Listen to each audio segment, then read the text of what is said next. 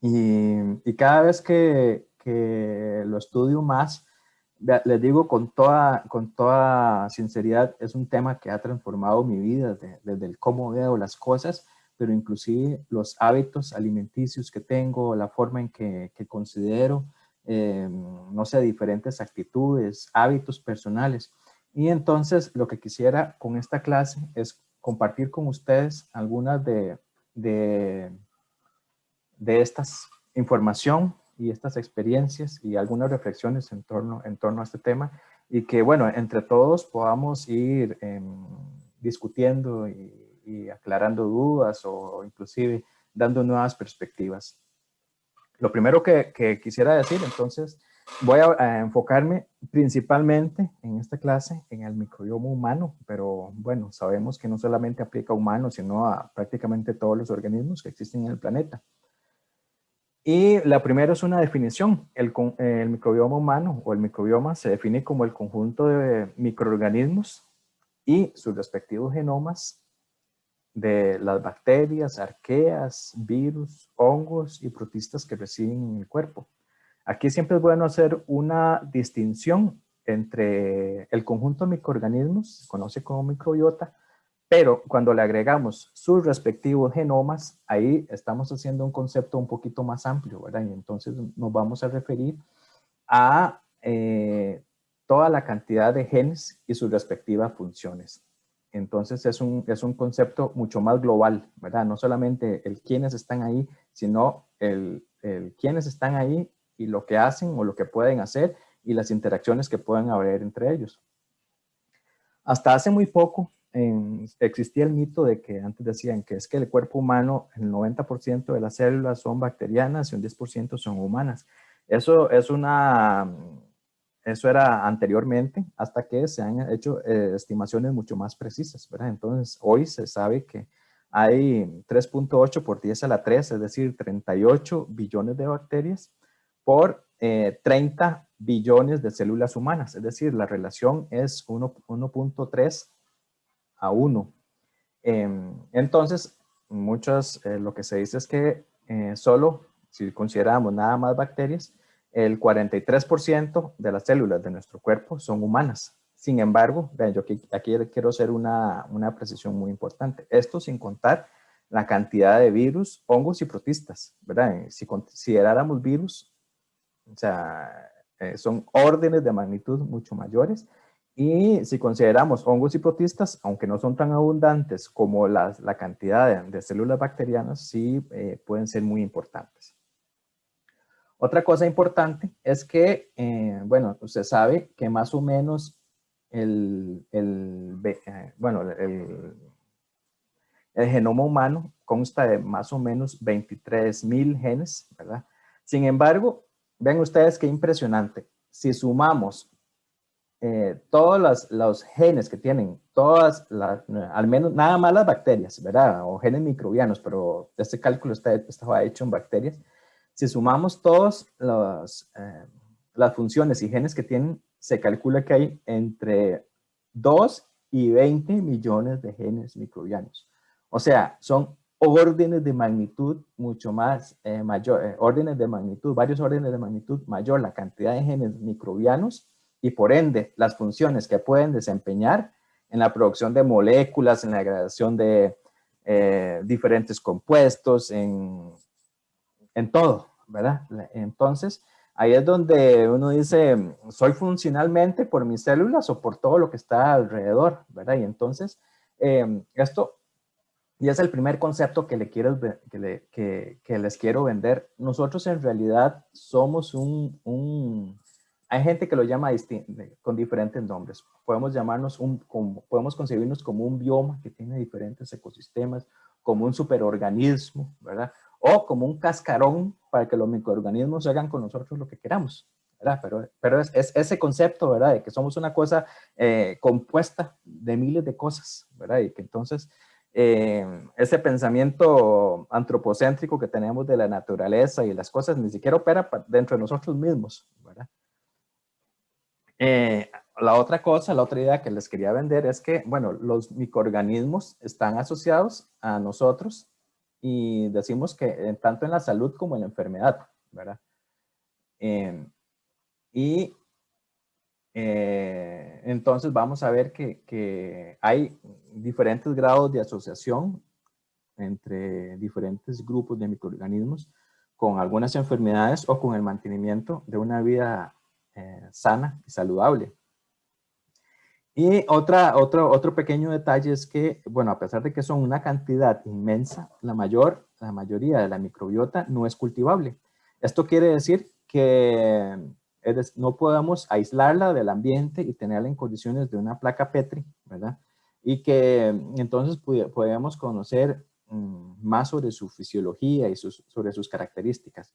Esto es una gran limitación, pero también ahora es todo un tema, ¿verdad? Que se llama el culturonomics, ¿verdad? Entonces, es como tratar de desarrollar diferentes técnicas para poder cultivar y conocer más específicamente más de los microorganismos que existen en el cuerpo. Tomás, decime.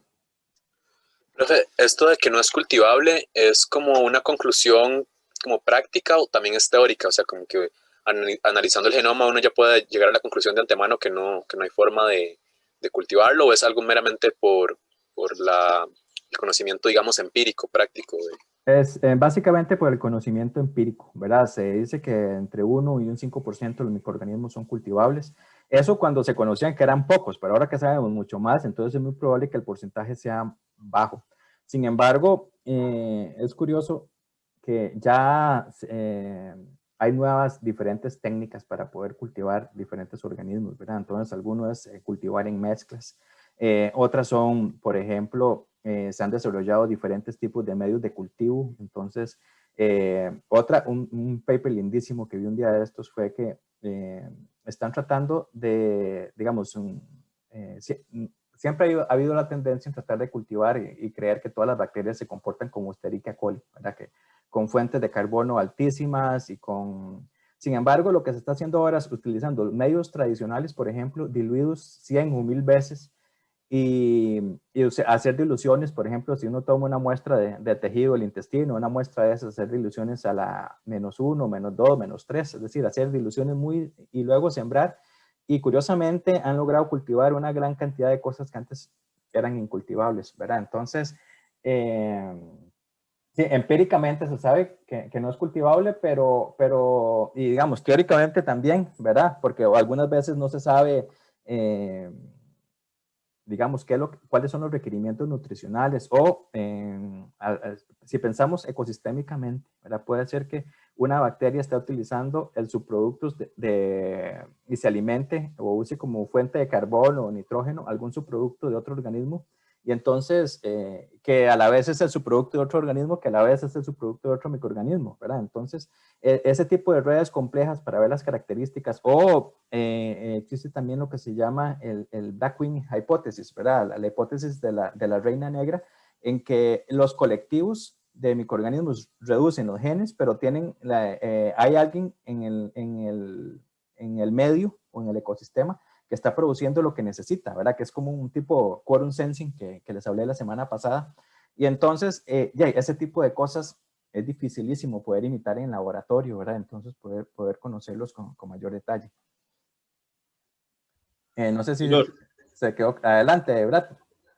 sí, tal vez para agregar ahí, nosotros, eso es un término, de hecho lo hemos discutido, digamos, en el lab porque estamos haciendo un review sobre el estado del arte en este tipo de cosas y fue como un tema, ¿verdad? Porque yo no estaba de acuerdo en eso de incultivables.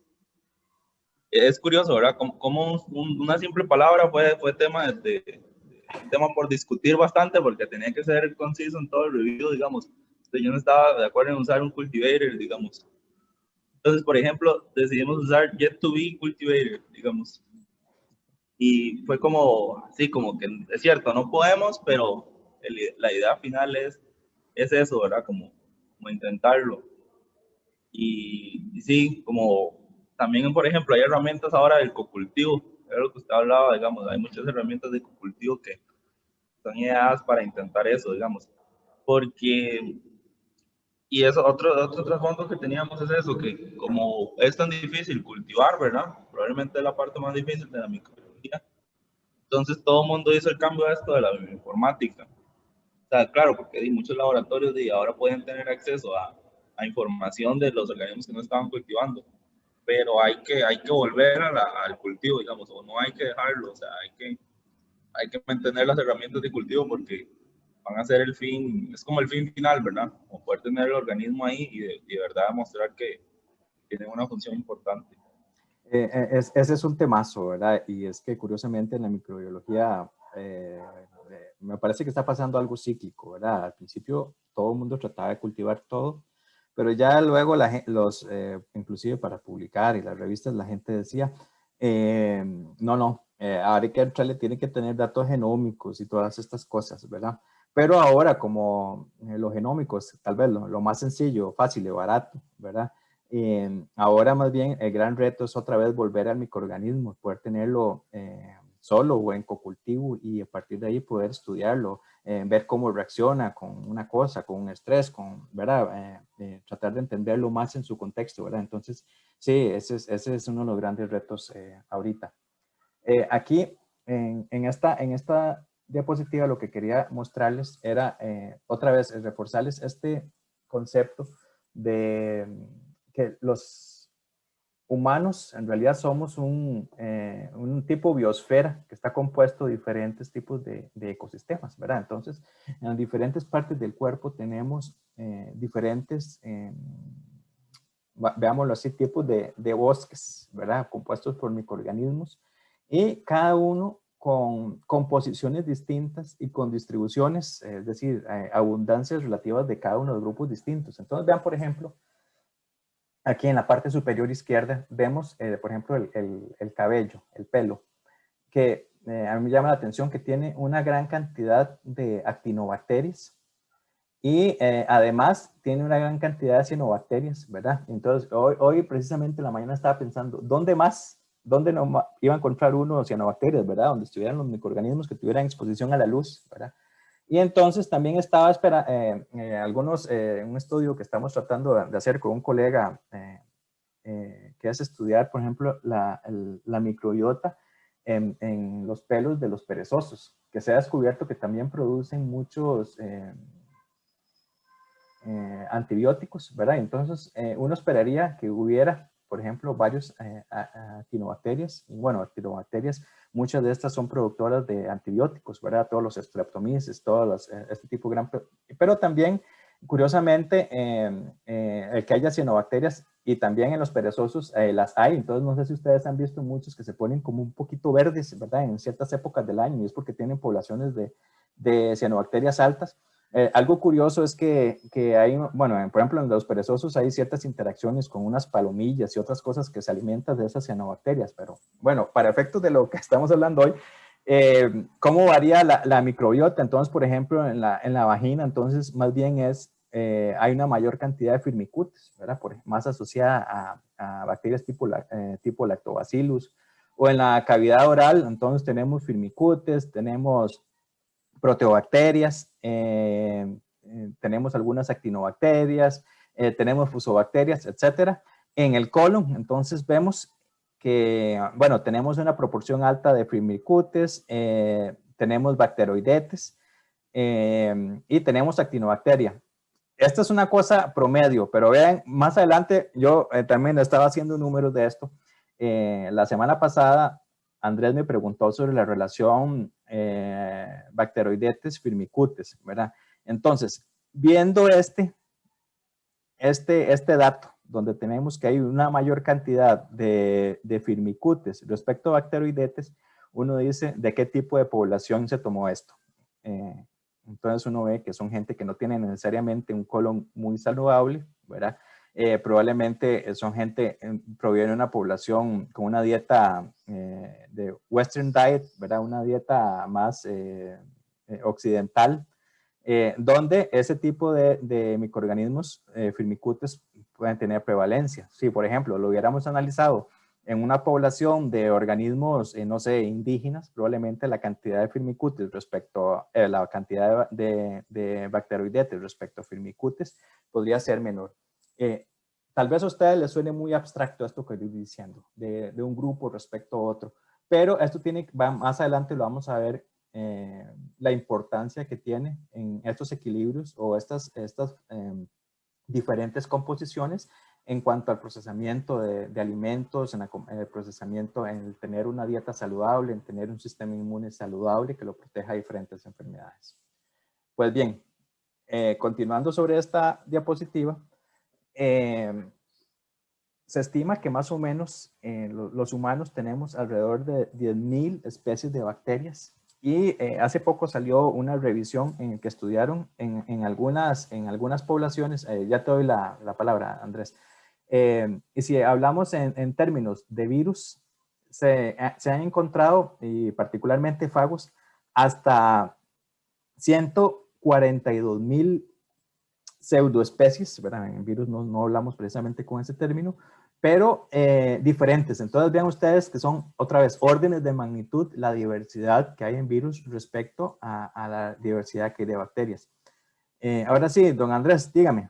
Sí, bueno, no quería interrumpir, nada más bien apoyar lo que se está diciendo, porque sí me llamó la atención de que, bueno, en ese estado de presencia de bacterias más hacia el lado de Firmicutes, ¿verdad? Me acuerdo que había leído que, bueno, al final los bacterioidetes se tenían que, o más bien se favorecen cuando hay fibras vegetales, porque necesitan el butirato, que es un producto final del procesamiento de los polisacáridos.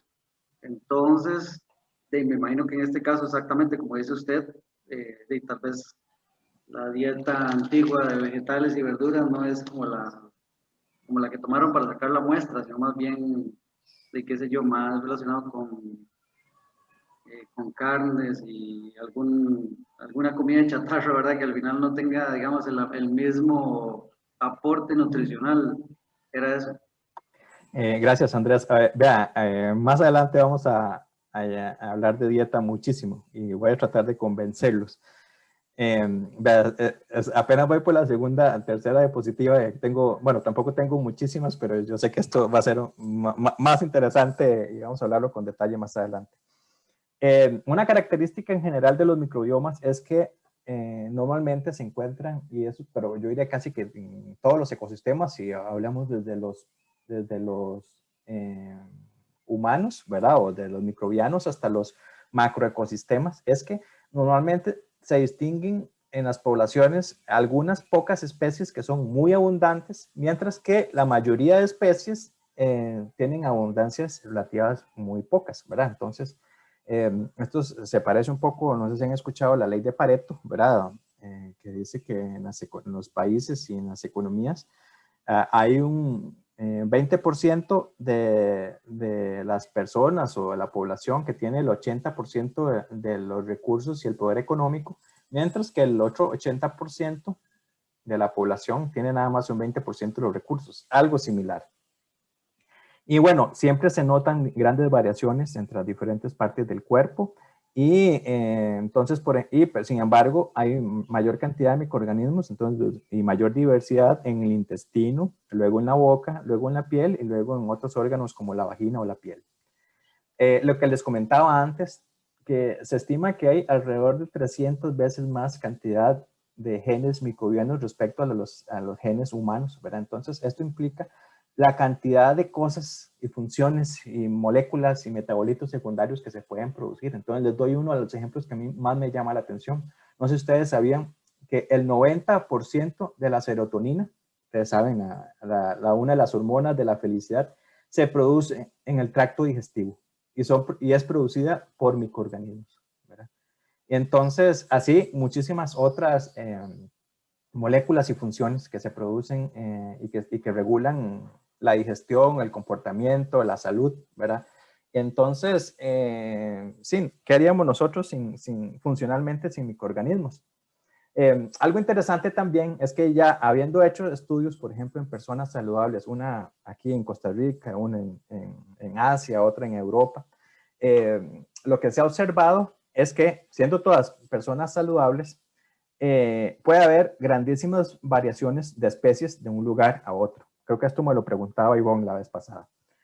Hay grandes variaciones, sin embargo, el patrón de las funciones a nivel funcional, ¿verdad? De los genes que se ocupan y las categorías de los genes se mantiene constante, ¿verdad? Entonces, esto porque hay convergencias hacia un intestino saludable, tienen que tener ciertas características, tienen que tener ciertas funciones, y entonces es más importante el que se tenga la función independientemente de quién la tenga, o sea, independientemente de la especie.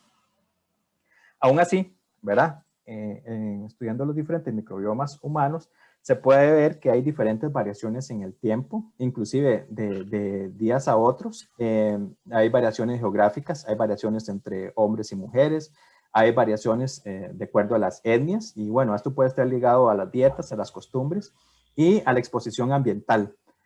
Algo que quisiera hacer un poquito de énfasis sobre este tema, la exposición ambiental. No sé si ustedes, y tradicionalmente uno habla de que, digamos, exposición ambiental a ciertas cosas puede causar daños, afectaciones en la salud, ¿verdad? Y esto hay, digamos, muchísima evidencia. Entonces, los toxicólogos, ecotoxicólogos lo han hecho. Pero me parece algo menos conocido es cómo la exposición a ciertas sustancias ambientales más bien puede variar la composición, la abundancia, la diversidad de la microbiota, y cómo ese desbalance más bien es el que puede estar ocasionando la enfermedad. Es algo que hasta el momento no he visto en ningún lugar y que es digno de ponerle atención. Igualmente, quisiera venderles el concepto de que el microbioma, ya luego a los 3 años, que más o menos es cuando se termina de formar en una persona, es casi que un único y distintivo, ¿verdad? Imagínense las combinaciones de la cantidad de especies, de las 10.000 especies con la cantidad de genes, y toda esa combinación hace que el número de variables para poder distinguir una persona sea altísima. Entonces, se puede convertir en una huella dactilar. Y esto naturalmente también me parece que lo está teniendo, pero en el futuro todavía más puede tener aplicaciones en lo que llamamos la medicina de precisión. Esto quiere decir que, por ejemplo, antes de prescribir un medicamento, quimioterapia, no sé, cualquier otra cosa, uno pueda estudiar el microbioma y entonces hacer los ajustes, ¿verdad? Entonces, hay algunos microorganismos que tienen mayor capacidad para degradar o digerir o asimilar diferentes medicinas, ¿verdad? Diferentes medicamentos. Entonces, bueno, eso también abre puertas a toda una dimensión para esos temas de medicina de precisión. Profe, disculpe. Sí, señor. Entonces, bueno, dado lo que se está comentando, creo que debería de haber un cambio en el enfoque de querer aislar cosas, ¿no? Porque estamos viendo que ni siquiera hay una continuidad de decir, bueno, en todos los humanos hay una proporción exacta de tantas comunidades, tantas poblaciones, ¿no? Más bien varía incluso. Usted está comentando, ¿no? Que puede hacer alguna huella dactilar, algo muy, muy particular. Entonces, digo, a lo mejor si se quiere aislar específicamente qué bacterias hay en un cuerpo humano, en un ser vivo, bueno, sí, en una persona, pues no sé, a lo mejor algún cultivo mismo de esa persona, quizás extractos de la piel para aislar a alguna comunidad, yo qué sé, pero bueno, ya no sería como intentarlo aislar en una caja de Petri, como comúnmente usted estaba comentando, ¿no? Que todo es E. coli. Bueno, pues no funcionaría así la cosa, ¿no? Sí, señor. O sea, me parece bien. El tema es cómo tener algún medio para poder conocer mejor las funciones, ¿verdad? Entonces, es toda la discusión que también antes estaba mencionando Brad, ¿verdad? Entonces, el tema es cómo usar ambos enfoques y cómo poder llegarle un poquito mejor, aunque hayan ciertas variaciones digamos, en las especies, pero aquí lo importante al final son los genes y las funciones que puedan tener, ¿verdad? Y cómo poder tenerlas en un contexto que también no sea una mezcla demasiado impura, ¿verdad? Sino uno pueda, que sea un poquito manejable. Por eso es que ahora existen la coexistencia más en todos los omics. Probablemente la otra semana, originalmente esta semana lo íbamos a ver, pero esta clase de hoy apenas estamos empezando y nos queda 1 hora. Entonces probablemente lo retome la otra semana, que veamos con más detalle todos los enfoques y todos los omics para poder entender un poco mejor los microbiomas. Okay. Ok, entre las principales funciones de los microbiomas, entonces tenemos en que la primera es que intervienen y ayudan en la digestión, entonces la degradación de proteínas, polisacáridos, toxinas. Otra vez, hay muchísimas cosas que las células humanas no tienen capacidad de poder degradar, digerir. Entonces, gran cantidad de estas cosas son realizadas por microorganismos o la misma degradación de toxinas, ¿verdad?, que pueden haber. Otra de las funciones, y para mí quizá una de las más importantes, es que el microbioma tiene funciones importantísimas en la modulación del sistema inmune. ¿Y a qué me refiero con eso? Por ejemplo, cuando tenemos las personas que tienen un microbioma sano, tienen mayores niveles de inmunoglobulina A. Y bueno, quienes de ustedes, probablemente alguien sabe más que mí de inmunología aquí, pero la inmunoglobulina A es un anticuerpo que está presente en las células de las mucosas y entonces protege contra los patógenos. Se une a los anticuerpos evitando que se puedan instalar en las células target o las células blanco, y son la muestra de un buen sistema inmune. Entonces, otra vez, ¿verdad? Entonces, las personas con un sistema, con un microbioma diverso, normalmente tienen mayores niveles de inmunoglobulina A. Y esto es importante también porque tenerlo en consideración, y más adelante lo voy a hablar en detalle, desde que somos niños deberíamos estar expuestos a diferente cantidad de antígenos y hay que educar el sistema inmune. Y es ante la exposición y la mayor diversidad de antígenos, pero también de microorganismos que enriquecen el sistema inmune. Otra característica importante de por ejemplo, una persona con un microbioma sano es que tiene menos niveles más bajos de la inmunoglobulina E. Y como ustedes sabrán, la inmunoglobulina E está normalmente asociada a alergias, hipersensibilidad y respuestas autoinmunes. Es decir, bajan esos niveles de hipersensibilidad y alergias. Y esto, otra vez, tiene que ver con la educación del sistema inmune para que no sobre reaccione con todo, ¿verdad? Entonces, por eso es importante. Otra característica importante de las funciones del microbioma es la protección de la piel. No sé si ustedes lo han pensado, pero bueno, nuestra piel está y debe estar completamente colonizada de microorganismos. Y esta piel tiene funciones diversas. Los microorganismos, por ejemplo, proteger contra la radiación UV, ¿verdad? Una entre tantas. Pero también hay una gran cantidad de microorganismos en la piel que son sensores que igual pueden producir diferentes moléculas, diferentes neurotransmisores que detectan y se comunican con el cerebro, ¿verdad? Y por esto es que no sé si ustedes han escuchado de una corriente de alguna gente que ya ha tratado de minimizar el baño, ¿verdad?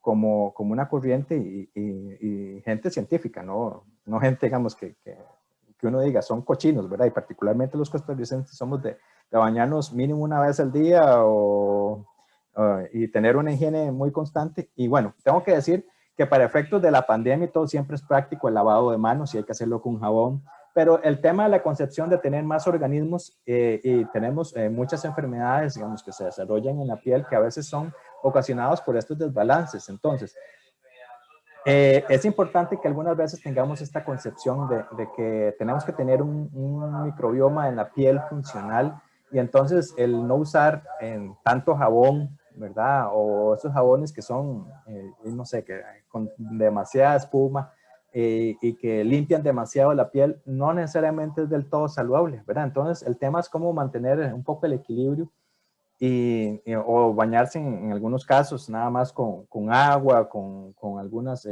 otras cosas, pensando un poco en la diversidad. Otra de las funciones del microbioma es que nos protegen de los patógenos. Entonces, esto aquí quisiera, bueno, hay diferentes formas en que los microorganismos protegen de los patógenos, pero por ejemplo, imaginemos una persona que la trataron con antibióticos y entonces su diversidad en los intestinos bajó. Y entonces lo que usualmente pasa es que hay algunos patógenos que se vuelven resistentes. Pensemos en un Clostridium difficile, ¿verdad? Que es el que causa muchas de las irritaciones y diarreas. Y entonces que adquiere ventaja y aumenta las poblaciones. Y entonces el microbioma o todos los microorganismos, el proveerle muchos microorganismos a ese intestino, lo que hace es que un efecto de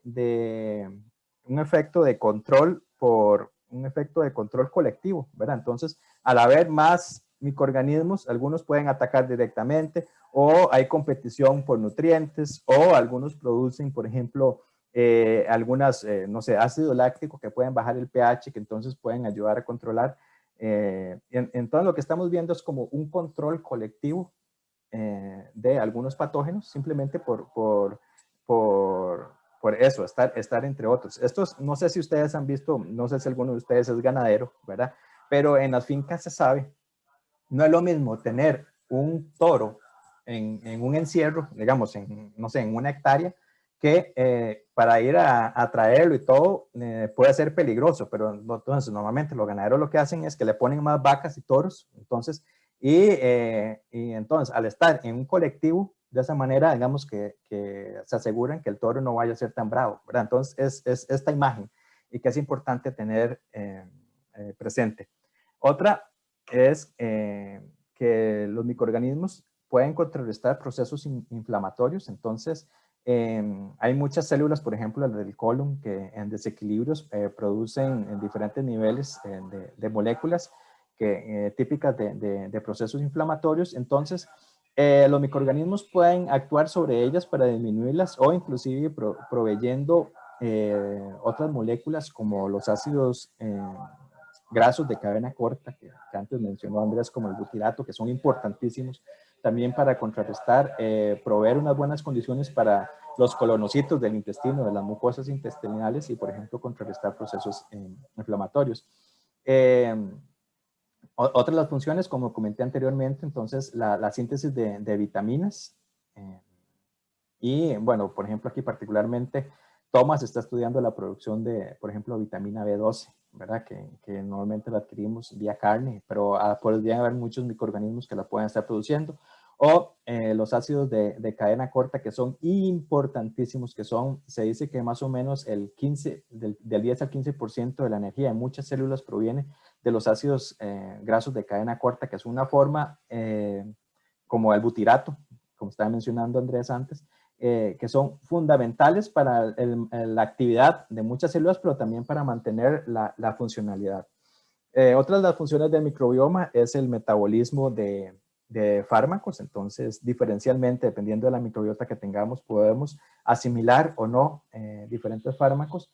Y la otra es la relación del microbioma como en la salud dental. Entonces, vamos a ver más adelante cómo el microbioma tiene influencia en la producción, por ejemplo, de neurotransmisores, de hormonas, que al final tienen efectos importantes en nuestro comportamiento. Se decía que las condiciones de nacimiento eran estériles, sin embargo, ya se ha encontrado muchísima evidencia que hay comunidades de bacterias en la placenta, en el líquido amniótico, en el cordón umbilical y en el meconio, que son las primeras plaquitas de los bebés. También algo que lo vamos a discutir en una clase en particular es las diferencias que hay en la microbiota de los bebés nacidos por cesárea respecto a los que tienen parto natural. Entonces, normalmente los bebés que nacen por cesárea, la microbiota se parece más a la piel de la mamá. En cambio, la microbiota y como hemos visto, hay diferencias entre la piel y, por ejemplo, y la vagina en la composición de bacterias. Mientras que en parto natural, la microbiota es más parecida a la de la vagina, que normalmente es dominada por Firmicutes, como Lactobacillus. Y otra cosa importante durante los primeros meses de nacimiento es las diferencias entre la alimentación de la leche materna y el biberón. Entonces, en cuanto a esto, por ejemplo, el tener la leche materna o el amamantar permite que se puedan pasar ciertos microorganismos que hay en la leche materna, pero también microorganismos que hay en la piel de la mamá, ¿verdad? Entonces, que no necesariamente se están pasando cuando se dan en fórmula. Y estos microorganismos son importantes. En el cuadro a la derecha lo que quiero, no quiero que vean tanto detalle, pero vean cómo, simplemente que vean a partir de los diferentes meses, hay un cambio importante en la composición de los microorganismos, hasta que más o menos, ya luego de los 3 años, se empieza a estabilizar la microbiota de los niños y que permanece más o menos estable ya por el resto de la vida y pasa a ser esa huella dactilar de la que estábamos hablando anteriormente. Y aquí quisiera resaltarles un poquito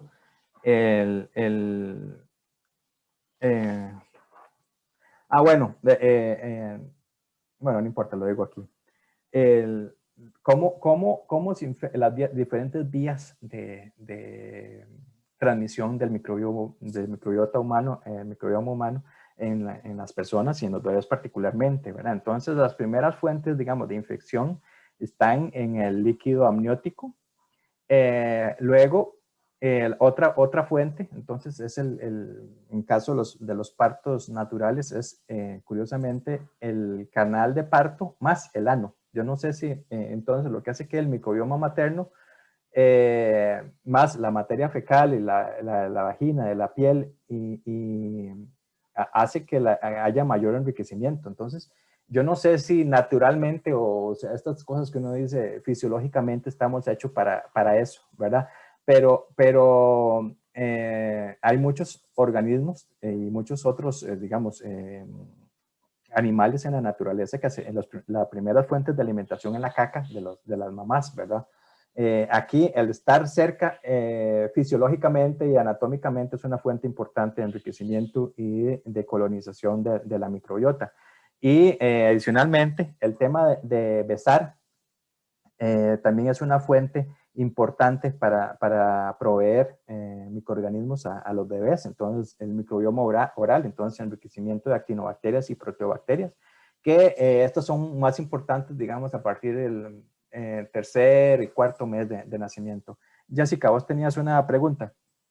Sí, no, tal vez no es una pregunta, sino como para complementar. Yo hace un tiempo estuve en un congreso y una chica de acá de Costa Rica trabaja en este tema en Canadá y ellos lo que estaban tratando de hacer, porque los niños que, bueno, como usted decía, que no vienen por parto natural, tienen problemas más que todo respiratorios. Y ellos en Canadá lo que hacían era como agarrar un trapito con moco vaginal y se lo pasaban al bebé por la cara.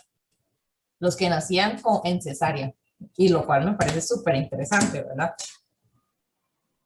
Sí, sí.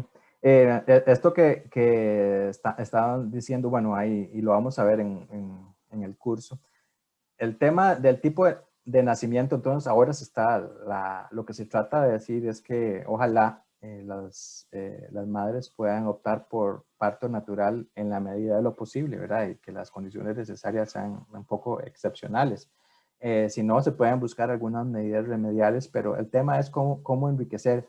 Y ya se ha visto que estas diferencias en la microbiota intestinal, sobre todo en los primeros años, son fundamentales para la prevención de enfermedades que se puedan dar a futuro. Entonces hay muchos casos de evidencia documentada, por ejemplo, en menor riesgo de enfermedades como asma, obesidad y otros procesos inflamativos. De hecho, la semana pasada, perdón, salió un paper en Science donde también el tema de algunas proteínas de la leche que solo existen en la leche, como la betaína, que promueve una mayor cantidad de Akkermansia. Akkermansia es un género de bacteria que vamos a ver que son de esas de las que uno quisiera tener siempre en su microbioma, ¿verdad? En su microbiota. Y entonces sí, súper importante este tema de la colonización temprana y que sea lo más diversa posible. Otra cosa es que en las primeras etapas de vida es fundamental evitar el uso de antibióticos en exceso en los niños. Diferencias o el uso de antibióticos discriminados, sobre todo en esas primeras etapas, ya se ha visto que tiene efectos para el resto de la vida. Entonces, aumenta el riesgo de asma, alergias, de este síndrome inflamatorio tipo colitis, obesidad, alteraciones permanentes del microbioma que tienen consecuencias metabólicas en el largo plazo. Hay inclusive, hay gente, y esto es más adelante les voy a pasar un paper que me encontré hoy lindísimo, que hay gente que relaciona la microbiota con el aceleramiento del envejecimiento de las personas, inclusive envejecimiento en organismos en general. Hay uno inclusive de diferentes animales, ¿verdad? Este es un tema no suficientemente estudiado, pero interesantísimo, ¿verdad? Y entonces aquí hay gente que plantea esta hipótesis sobre la hipótesis de la higiene. Y dice así, la voy a leer textualmente. La exposición a menos microbios y comunidades microbianas poco complejas a edades tempranas puede conducir al desarrollo de un sistema inmunológico menos capaz de tolerar la exposición a un medio cargado de antibióticos más adelante en la vida, lo que lleva a una activación inmunitaria inapropiada. ¿Qué quiere decir esto? Vean, desde que somos niños tenemos que tocar la tierrita, exponernos a microbios. O sea, otra vez, durante las primeras etapas de vida, durante los primeros años de vida, tenemos que educar el sistema inmune, tenemos que exponernos a la mayor cantidad de antígenos posibles, a la mayor cantidad de microorganismos posibles. Esto para que el sistema inmune sea de alguna manera más tolerante, ¿verdad? Y no sobrereaccione a cualquier cosa, porque el problema es que tener una menos exposición en el tiempo, ¿verdad? O luego todo lo que venga en el futuro lo va a codificar como algo desconocido y entonces va a tener una sobrereacción, ¿verdad? Entonces ahí es donde vemos procesos inflamatorios y luego la generación en diferentes enfermedades. Esto es súper importante. Ojalá que si algo también se quedan de esta es la exposición a microbios desde tempranas edades es importante. Obviamente, no va a decir que vamos a exponernos cosas cochinas o con patógenos, ¿verdad? Pero es importantísimo. Mercedes tiene levantada la mano y alguien más, pero que no puedo ver aquí. Entonces, primero Mercedes. Adelante. Sí, yo estaba pensando, ¿verdad? Que los niños, digamos, los bebés nacidos en estos tiempos de pandemia, me parece que ahora pues se le está dando todo un énfasis, ¿verdad? A la limpieza total, ¿verdad? A la esterilización de los lugares. Y uno mismo, ¿verdad? Uno ahora se lava las manos muchísimo más seguido, ¿verdad? Que antes. Entonces, el impacto que puede tener esto también en temas inmunológicos para los niños, ¿verdad? Mercedes, vea, ese es un temazo. Sí, yo también lo estaba pensando. Bueno, de hecho, tengo un estudiante de doctorado que más bien estamos estudiando cómo el exceso de uso de desinfectantes aumenta la tolerancia de los microorganismos, hace que los microorganismos se vuelvan resistentes a antibióticos también, ¿verdad? Pero esto que estás diciendo es fundamental y es muy probable que lejos de mejorar la situación que tenemos de creación de más asma y, digamos, síndromes, procesos inflamatorios, vayamos a ver más por esa falta de exposición. Por eso hago tanto énfasis, ¿verdad? El tema es cómo educar el sistema inmune, ¿verdad? Desde edades tempranas. Entonces, tal vez muchos de ustedes sabrán más de inmunología que yo, pero el tema es cómo hacer, digamos, ¿por qué nosotros no hiperreaccionamos cuando nos comemos una cucharada de arroz, ¿verdad? Porque fuimos expuestos desde temprana edad digamos, a comer arroz y el cuerpo humano lo aprendió a conocer el arroz, ese antígeno, como algo, digamos, normal, tolerable y no bueno, ¿verdad? Pero ¿qué pasa si alguien que nunca comió arroz en su vida y ya se le da de adulto, probablemente no le caiga tan bien porque nunca lo conoció y su sistema inmune no estaba preparado para eso? En analogía, estamos hablando de la exposición a microorganismos, antígenos, a cosas desde tempranas edades para que se pueda educar bien el sistema inmune. Alguien más tiene la mano levantada, pero no sé quién. Entonces, adelante. Yo, profesor. Adelante, adelante. Tengo una duda, por ejemplo, si un pequeño no está expuesto a los microorganismos necesarios para que el sistema inmune comience a reforzarse, ¿a qué edad el niño debería comenzar a exponerse más para que el cuerpo lo vaya reconociendo? Lo que dice la teoría es que esos primeros 3 años de vida son los fundamentales. A partir de ahí ya casi que, ya digamos, tanto la exposición como el sistema inmune y la microbiota ya empiezan a ser un poquito más estables. Ok. Sí, lo comento porque, por ejemplo, yo soy como que más propensa a enfermedades por lo mismo de que a mis primeros años como que me privaron de todos esos microorganismos que yo necesitaba. Entonces, mi teoría era de que me tenía que exponer ahora más para agarrar más resistencia. Sí, estás diciendo que, digamos, si se puede arreglar un poco. Bueno, el sistema...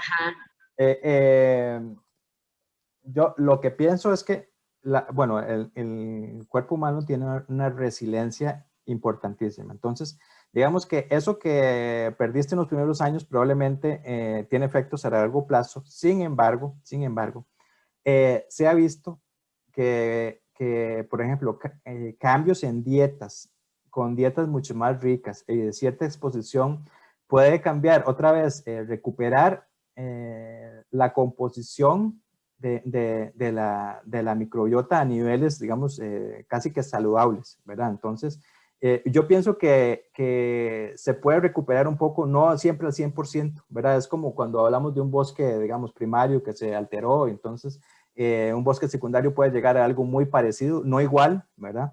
O también se dice con digamos, exceso de antibióticos en el cuerpo, uno puede decir que se pierden las comunidades de microorganismos y se puede recuperar la mayoría, aunque hay algunas que nunca se van a recuperar, ¿verdad? Pero por lo menos para llegar a ciertos niveles, sí. Ok. ¿Quién más? Es que no puedo ver, entonces adelante. ¿Quién está? Yo, bueno, es que con respecto a esto, a lo mejor, bueno, hay plasticidad, yo supongo, ¿no? De las comunidades se pueden ir reconfigurando de alguna u otra manera y a lo mejor sí podrías, bueno, pues tener una mejor armadura biológica. La otra cuestión era que con respecto ahora de la pandemia y el uso excesivo pues mucha gente se automedica y mucha gente está utilizando desinfectantes y todo ese tipo de cosas para sanitización, pues hay un estímulo ambiental muy intenso sobre las comunidades microbianas, ¿no? Vamos a ver cosas extraordinarias pronto, ¿no? Bueno, eso es lo que yo creo. No sé si hay un impacto en la, vamos a llamarle microsfera, por el uso de masivo de desinfectantes. Vea, eso estamos estudiando con mi estudiante de doctorado y lo que se está viendo, lo que prevemos nosotros que está pasando es que hay, sí, obviamente un pico, ¿verdad? Entonces de un uso, nosotros estudiamos particularmente el cloruro de benzalconio, que es un amonio cuaternario, tal vez de los más utilizados. Pensemos en Lysol y estos, ¿verdad? Esto está grabado, no había dicho esa palabra, pero bueno. El tema es que pero curiosamente lo que estamos viendo es que el uso es es tan común, digamos, que este pico, ya las bacterias ya tenían cierta tolerancia, ¿verdad? Entonces que este pico está creando efectos y cambios, pero estimamos que no es tanto porque ya, o sea, el uso ya era altísimo de por sí antes, ¿verdad?